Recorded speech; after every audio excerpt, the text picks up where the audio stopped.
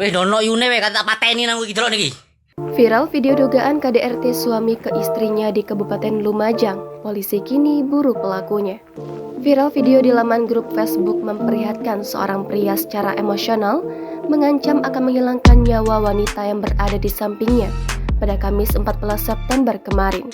Video tersebut diunggah oleh akun bernama Hanik Zuhaidillah. Di dalam video, tampak wanita berambut panjang yang diduga menjadi korban penganiayaan tersebut bercucuran darah saat mendengar ujaran sang pria emosional. Pateni nang iki delok niki. Tak pateni lah saiki nang iki. Kasat Reskrim Polres Lumajang AKP Dedi Ardi Putra membenarkan jika peristiwa dugaan pengancaman disertai penganiayaan tersebut terjadi di wilayah hukumnya. Kata Dedi, kasus tengah ditangani oleh pihaknya. Dedi mengatakan korban dan pelaku merupakan pasangan suami istri. Korban diketahui berinisial F asal desa Tanggung, Kecamatan Padang, Kabupaten Lumajang. Sementara terduga pelaku diketahui berasal dari Kecamatan Pasirian, Kabupaten Lumajang.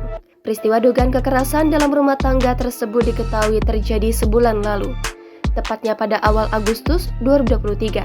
Mereka di dalam video tersebut suami dan istri. Kini sudah ada tersangka dan diterbitkan daftar pencarian orang lantaran keberadaannya masih belum diketahui, ungkap Dedi.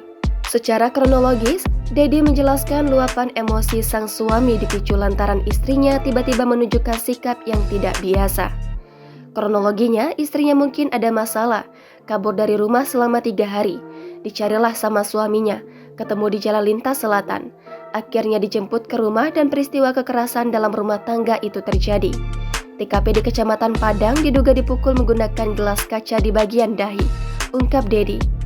Terakhir, Dedi mengatakan pihaknya masih melakukan penyelidikan mengenai kasus ini.